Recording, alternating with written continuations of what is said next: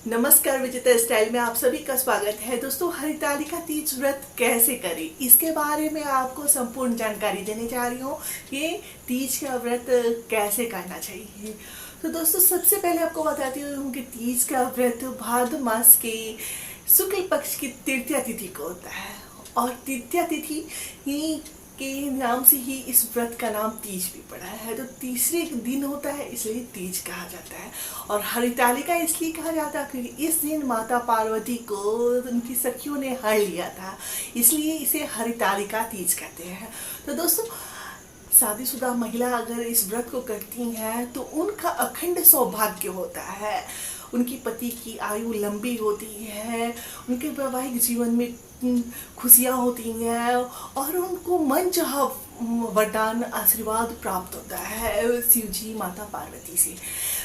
तो इस दिन हमें निर्जला रह के करना पड़ता है इस व्रत को।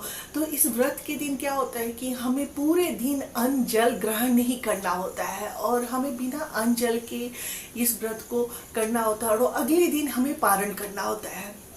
तो दोस्तों, तो इस पूजा में हमें क्या करना होता है कि एक दिन पहले या 2 दिन पहले आप पूजा की सारी सामग्री इकट्ठा कर लीजिए।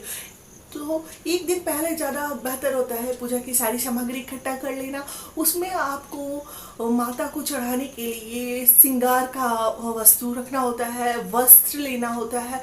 आप अपनी यथाशक्ति जैसा वस्त्र चाहती हैं दान करना हो वैसा कर सकती हैं, और श्रृंगार का सामान करना होता है दान। और सीजनल फल, मिठाइयाँ, अगर आप घर में मिठाइयाँ बनाती हैं तो उसमें आप गुजिया, खजूर, ये सारी चीज़ें बनाते हैं घर में। और आप बाजार से खरीद के लाना चाहती हैं मिठाइयाँ, तो आप जो इच्छा हो खरीद के लाइए। मिठाइयाँ भोग लगाने के लिए चाहिए, दान करने के लिए चाहिए। और दोस्तों, सीजनल फल चाहिए। तो जो भी फल सीजन में होते हैं वो सारे फल भगवान को चढ़ाने के लिए होते हैं, उन्हें छूने के लिए भी होते हैं। तो जितने भी सामान होते हैं उन्हें हम छूते हैं और फिर अगले दिन हम दान कर देते हैं। कुछ लोग उसी दिन छू कर दान कर देते हैं, हम मंदिर में रखाते हैं। तो दोस्तों, इस दिन आपको क्या करना होता है तीज के दिन कि उस व्रत रखने से पहले आपको सुबह में उठकर सरगी खाना होता है। सरगी खा लेने से क्या होता है कि पूरा दिन आपको एनर्जी मिला रहता है। यानी कि आपको 3 साढ़े 3 के करीब उठकर आपको पानी उनी पी लेना होता है, कुछ खा लीजिए, जिससे आपको अगले दिन व्रत करने में कोई असुविधा ना हो और आप आसानी से व्रत को कर सके। तो सरगी खाते ही सभी महिलाएं उठ के भोर में, और फिर उसके बाद अगले दिन व्रत रखती हैं। तो व्रत के दिन आपको साफ सुथरा वस्त्र पहनना होता है या आपको नया वस्त्र पहनना होता है। तो नई साड़ी जो होती है, उस दिन महिलाएं बहुत शौक से तीज की तैयारी करती हैं, तो अपने लिए नई साड़ी तैयार करके रखती हैं, नई चूड़ियाँ, नई बिंदी, सब कुछ नया नया रखती हैं। अगर आपके पास जैसा भी हो, अगर नया नहीं है तो आप धुला हुआ साफ सुथरा साड़ी पहन सकती हैं। तो दोस्तों, फिर क्या होता है कि आपको पूरा दिन निर्जला रहना होता है, और शाम के समय में हम इसकी पूजा करते हैं। हाँ, पूजा करने के लिए हमें या तो मंदिर जाना होता है। तो अगर आपका मंदिर घर के आसपास हो और आप जा सकती हैं मंदिर, तो मंदिर जाइए, वहाँ शिव जी की, माता पार्वती की पूजा कीजिए। पूजा अर्चना करने के बाद वहाँ पर पंडित जी कथा सुनाते हैं, तो आप बैठकर कथा जरूर सुनिएगा, क्योंकि कथा सुनने का बहुत ज़्यादा महत्व होता है। कथा सुनने के बाद ही हमें फल की प्राप्ति होती है। तो दोस्तों, आप मंदिर जाइए और कथा सुन लीजिए, और फिर वहाँ जो आपने माता को चढ़ाने के लिए सारी वस्तु खरीदी है, वो फल मिठाइयाँ जो भी है वहाँ आप रखाइए, छूकर दान कराइए। और अन्यथा आप घर में करना चाहती हैं, अगर आपके पास 4-5 महिलाएं हैं और आप चाहती हैं, तो आप घर में पंडित जी को बुला लीजिए, वो आपकी सारी पूजा पाठ करवा देते हैं और आसानी से वो आपको कथा भी सुना देते हैं। अगर आप सक्षम नहीं है पंडित जी को बुलाने के लिए और आपको कोई नहीं मिल रहा है पंडित, कि आपके घर आके पूजा पाठ करें, आप अकेले रहती हैं बिल्कुल, तो आपको तब क्या करना होता है कि आप घर में ही पूजा कर लीजिए। तो इसके लिए आपको बिल्कुल सरल विधि बता रही हूँ कि एक शिव जी माता पार्वती की तस्वीर ले लीजिए, जो उनकी फोटो होती है उसी को वहाँ पास में ही मंडप तैयार कर लीजिए, अच्छे से सजावट करके आप वहाँ पे ही पूजा की सारी सामग्री जो इकट्ठा की हैं उससे पूजा पाठ कीजिए। फिर आप कथा सुनिए। आपके पास अगर कथा की पुस्तक नहीं है तो बहुत सारे वीडियोस आजकल यूट्यूब पे है कथा की, आप उन्हें देख लीजिए, सुन लीजिए। मैंने भी कथा डाली है, आप उस कथा को सुन लीजिएगा।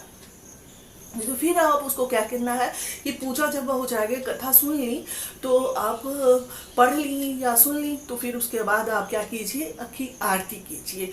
तो आरती जब कर लेती हैं तो फिर आरती के बाद आपको भगवान से क्षमा मांगनी होती है, क्योंकि जब हम पढ़ते हैं कुछ करते हैं तो हमसे कुछ ना कुछ त्रुटि हो जाती है, अगर कुछ भूल हो जाती है तो उसके लिए हमें क्षमा मांग लेनी चाहिए, क्योंकि हम अज्ञानी मनुष्य हैं। भगवान हमें क्षमा करना, ऐसे अपने मन की जो भी बातें हो, अगर कुछ लग रही है भूल हुई हो तो हमें क्षमा कीजिएगा ऐसे बोलकर भगवान से क्षमा मांग लेनी चाहिए।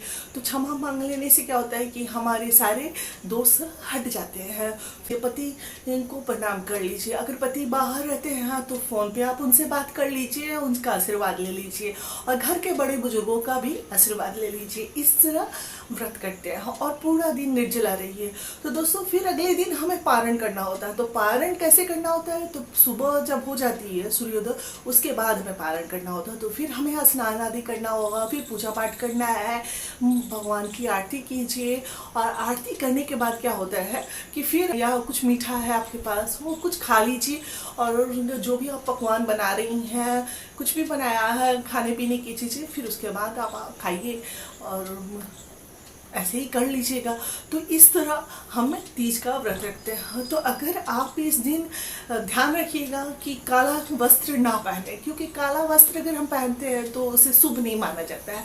तो ध्यान रखना होता है कि हमें इस दिन भूल कर भी काला वस्त्र नहीं पहनना है। और देखिए, और बहुत जगह हो कि बहुत तरह तरह की विधि होती है, बहुत जगह पूरी रात जागरण करते हैं, रात भर करते रहते हैं, रात भर कीर्तन भजन करते हैं। पर जैसे सक्षम हो वैसे जरूर करना चाहिए। अगर आप व्रत नहीं रख रही हैं तो भी आपको इस दिन भगवान को भोग लगाना चाहिए, प्रसाद चढ़ाना चाहिए, श्रृंगार का सामान दान करना चाहिए। ऐसे करने से क्या होता है कि हमारा सौभाग्य अखंड होता है, पति का प्यार मिलता है, वैवाहिक जीवन सुखमय होता है और हमें मनचाहा आशीर्वाद प्राप्त होता है। तो दोस्तों, अपनी भाग दौड़ भरी जिंदगी में हमें यह व्रत जरूर करना चाहिए सुखमय जीवन के लिए। तो दोस्तों, आपको यह जानकारी कैसी लगी मुझे कमेंट्स करके जरूर बताइएगा। लाइक शेयर सब्सक्राइब करना ना भूलिएगा। फिर हम आपसे मिलते हैं नए वीडियो में नई जानकारी के साथ। तब तक के लिए नमस्कार।